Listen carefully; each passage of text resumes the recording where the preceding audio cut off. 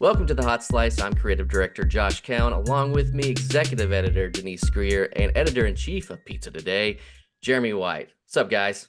Hello. Hey, everyone. So for the next several episodes, we, of course, are from the show floor at Pizza Expo doing interviews with operators.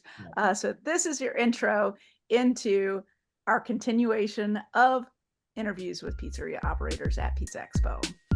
Enjoy, everyone. To deliver high-quality products, innovative technology, and custom operational solutions to restaurants of all sizes across the country. The flagship division of Performance Food Group, with deep roots in the restaurant industry, Performance Food Service has been the exclusive distributor of the Roma family of brands for more than 65 years. This signature relationship has allowed Performance Food Service to become a leader in the pizza and Italian segment of food service nationwide. I'm Genevieve Ruby, a fifth-generation dairy farmer here in Humboldt County, California. Did you know that 99% of California's dairy farms are family-owned? And we're proud to sustainably produce the milk that goes into quality cheeses you use to create your delicious pizzas. Thanks for helping make California not only America's #1 dairy state, but the leading producer of mozzarella too. We hope you enjoy this podcast.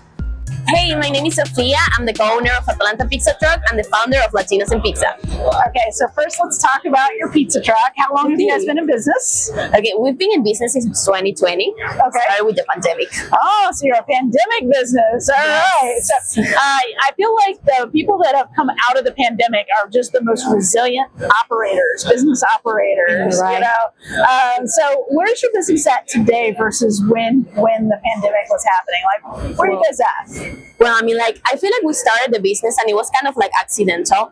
Like we weren't planning to start a business. We just were like laid off and we just started selling pizzas and it went well and we started to sell more and more pizzas and we ended up like just doing catering, which is like what we are doing right now. We started selling, but like right now we are only doing catering and private parties. Okay. Yeah. Did I see, because I actually looked at your website, did I see that you're also doing consumer products with it? Did I see that? Or maybe I have somebody else. We do frozen pizza though. Yeah, frozen pizza dough. That's what I see. Yes. Yeah. So when did you start doing that? The frozen pizza dough? Well, it was like last year. I would say it's been like a year. It's a very interesting product. Like a lot of people want it. A lot of people are interested in it. But there's like a couple challenges. For example, like the shipping situation. Yeah. But we're still like trying to get it, always improve it, and giving a better product. Yeah. Okay. Now, tell me about Latinos in Pizza. Like, tell me about how you started the organization and kind of what you're hoping to do with it.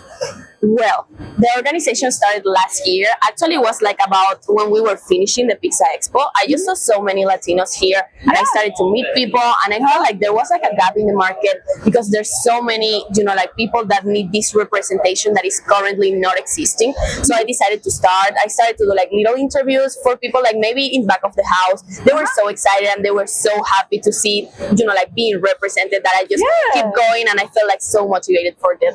Now, who's in your organization? Like, are they people that are they business owners or even people that work in pizzerias, pizza professionals? Like is it anybody that is Latino in the business? Literally everyone that is Latino. Right now we have pizza makers, business owners, distributors. We have people all around the continent doing amazing things. And they do everything that you can imagine related to pizza. Yeah. What are you hoping to do with the organization? What's your hopes with it? Well, first of all, I wanted to reach every time more places, any place that you can imagine in the whole continent and even the world, because Latinos are all over the world. Yeah. And of course, I want to be able to help and change lives through pizza, which is something that is really my motivation. Awesome. Yeah. Now, how are you finding the stories to tell? Because I know that's a big thing of being able to amplify stories of people that don't have their stories told as much. So how have you been able to do that? Well, we did a tour in January, which helped us to meet so many people and get in contact with so many people that, every time that we find someone that is an interesting story, we, keep a tab on that and then we keep going. We are trying to do right now interviews. So that is the fun part. Right now we're starting, of course, with the bigger names first, but then we're also, trying to tap on people that, even if they are not such a big name, they are very interesting and like their story is also like very interesting for people to know. Yeah, that's awesome. Now, what brought you to Pizza Expo this year? I want to find more Latinos in pizza. That is basically the thing. I want to find more Latinos in pizza. I want to, like meet with companies that we already work with, especially in our tour in January. I want to be able to like promote this dream that I have of connecting every time more Latinos. Yeah. Tell the people how they can find you. How they can find you. Yes. So our Instagram handle is @LatinosandPizza, ENPizza, and then we have our website, which is latinosandpizza.org. Awesome. Well, I'm excited to learn more. You're coming to my Women's Pizzeria Owners panel, so I'm excited to talk to you more about how we can help amplify that voice in the industry. So thank you so much. Thanks for the opportunity. Absolutely. Hi, I am Jonathan Fell, operator at Jason's New York Style Pizza in Bangor, Maine. My name is Zachary Black, and I also work at Jason's Pizza in Bangor, Maine. That's awesome. Well, tell me a little bit about the pizzeria. What's the concept like, and what kind of pizza do you serve? Yeah, we serve a New York style pizza, fast casual, and we're takeout and delivery mostly. We have three locations, and one of the locations has a small dining room. Oh, wow. But we just takeout worked really well for us, and it worked well for our customers, and so we just kind of went with that. That's kind of where we're at. How long have you guys been in business? So my parents moved to Maine in '97 and opened up the pizzeria a few months later. So we've been open since was it June? 27 years. July of 1997. So you're a second generation operator. I am. Oh, that is amazing. Yeah. So tell me what it's like, growing up in the business and then taking it over. Growing up in the business, I think I spent 6 hours at school and then 6 hours at the pizza shop every day, right? And then I do remember going through the store making pizzas, causing a mess, and then thinking I was going to run the place someday as a kid, you know? And then when I actually took over the reins, it felt good. It felt like I belonged, you know? It just happened. You know, I never really... So it was natural for you to get into the business. It wasn't like something where you're like, your parents like, you're going to get into business. Yeah, I mean, this was always the plan. Yeah. And for them, my used parents... to walk around and tell the managers when you were a kid that you were going to be their boss someday. Yeah. I love that. So you were already planning to be the boss as like a little kid. I guess so. So how does it work with how do you divide your partnerships when you have three restaurants and you're just trying to maintain operations? Like, who's in charge of what? What do y'all do? Yeah, everyone knows what they're good and aren't good at, right? Exactly. So it's identifying what you're good at, and then trying not to step on each other's toes. I got you. So I handle a lot of like online ordering, websites. If an employee has a problem or a manager has a problem with the way we do something or a piece of equipment, things like that, they'll come to me. Scheduling and marketing and Instagram, Facebook, all that stuff is Zach, really. I just take over from there. That's it, basically, really. Now, Zach, how did you get the pizza bug? Was it him just, helping you get into the business, or what? How did you learn I worked to in like it? animal welfare for 10 years before I came to pizza, so this is totally different. But I met Jonathan like almost 8 years ago, and then I was like, I needed to move closer to where he lived, so I said, I'll maybe join the pizza business. He's like, oh, you don't want to get into this, it's a lot, and I got dragged into it. So here I am. I think at first I told him, no, don't do it. Yeah, at first I said, no, don't do it. Find something else. But I'm glad that it remains a family business. I love it. Yeah. So one question about having the three locations is, do you operate those individually, or do you have a commissary? Like, how does the operations work when you have three businesses? Yeah, right now we operate individually at each one. Our newest location, I don't want to say we forgot to put in like a convection oven, like baked lasagna and stuff, but it didn't fit into the plan. And so we just do without it, I guess. And then we realized there were a couple items that we needed. Yeah.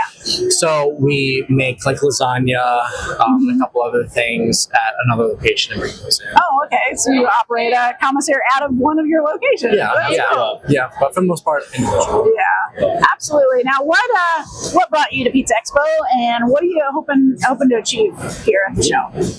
Well, last year we came back to Pizza Expo because we were opening a third location. So this was just equipment and new ideas. It really got our wheels turning for what we wanted at the new store. Yeah. Because we wanted it to be really efficient. We learned a lot of things from the other two stores that we don't have. Yes. And so we need to make this like a really great concept. So we came here mainly for the showroom last year. Yeah. And then this year we just came back to just really keep our wheels turning, because we really felt like if we don't come here, we could like get a little stale with ideas, and we just want to be able to keep growing. And this helps you, being with other people who have new ideas and are opening more pizza shops. I love it. Well, with 3 locations, what's the master plan here? What are you hoping to have? Are you hoping to just maintain the 3? Are you hoping to grow to more? And You don't want to ask him because he's going to tell you he wants 50 by the time you're 50. 50 by 20. all right, how are you 50 going to by do that? I want to hear it. How are we going to do that? I mean, I think right now we're really trying to get our processes down and simplify things at the stores.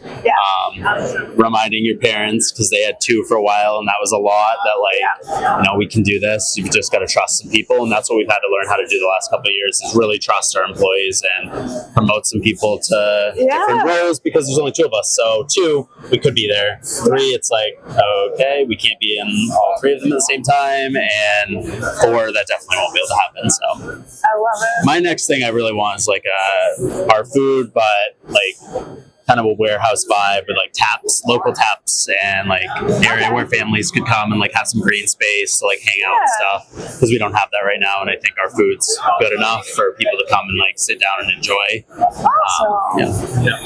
Awesome. For some reason, I like setting unachievable goals. Okay, I don't know why. It pushes me to keep going and to go farther. So 50 by 2050, we're going to come up with a plan and we're going to make it happen, right? There you go. I don't know how I'm going to do it yet, but I'm a quick learner and I'll figure it out. I love it. Well, I cannot wait to watch you progress, and I can't wait for you to keep us posted on when you open those next stores. We want to know about it, because I'd love to share your story on the magazine. So Thank you. Thank you so much. Appreciate Thanks, guys. Yep. My name is Enrico Aguila.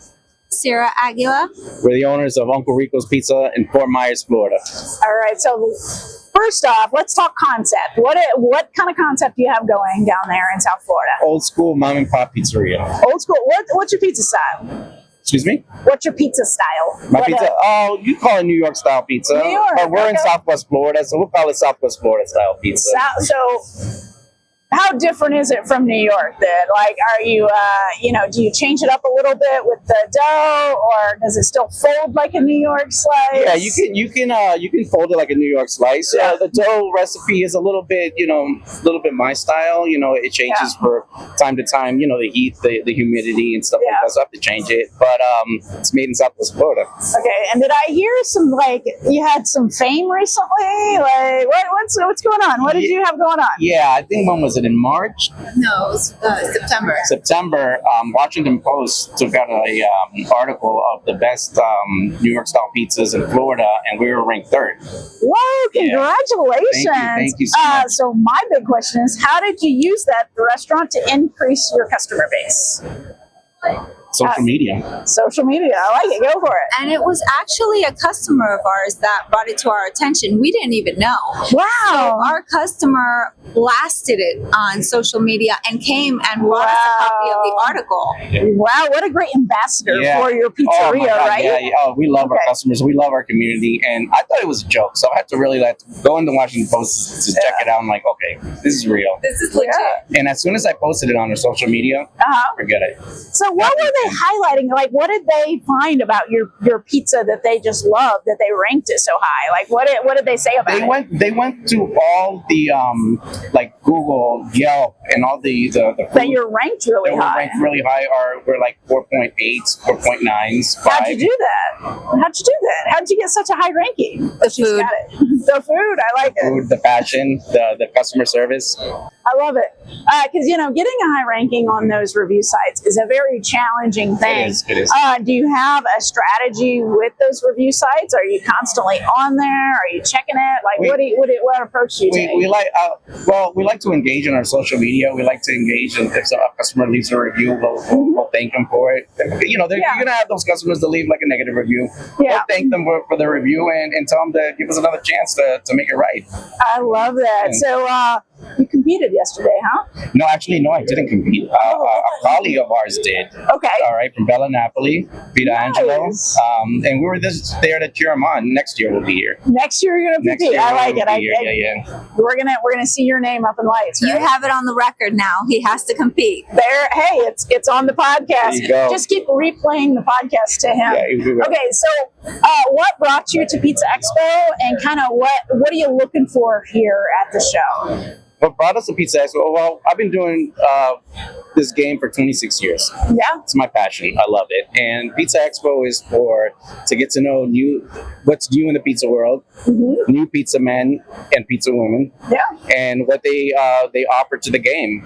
Exactly. Never stop learning, because once you stop learning, you stop living. Okay. And I'm very open-minded, and I love to learn. That's awesome. So what's next for your restaurant? What are you looking forward to doing in the next couple of years or even 5 years with the business? Have more seating. Have more seating. Yeah, we got a little. We pack them like anchovies in our place. How many do you seat currently? What do We we got? have 5 tables inside and 2 tables outside. Oh my And there's goodness. lines. There's lines. Believe me, there's lines, and And they will wait. they will wait. They will wait. Okay, so I'm curious, when this Washington Post article came out and you saw like a huge jump probably in people coming, how did you manage the new influx of customers? Well, with our dough recipe, it takes time. Like it's like fine wine. It's got to be right. And we were selling out by 5 o'clock. And you were just saying, hey, we're sold out. Sorry. Yeah, sorry. A lot of people got upset, but a lot of people understood. We had to call our oven people and say we need another oven. Wow, you had to So now we add got another oven. another double stack. That's a good problem to have. Yeah, so right? we're like, and I need it tomorrow. We can't. You got to wait 2 weeks. I was like, oh my god, all right. All Wait 2 right. weeks. Well, But yeah. I love it. Well, I am so glad that you came to me and told me your story. Keep us posted. We will. want to keep following you guys. Yeah. And I want to get you in destinations in the magazine. So hit me up after this. Thank you. Beautiful. And thank you for a so great much. podcast. I listen to it religiously. So Oh, sweet. Yeah, Awesome. Right, thank you. Thank you.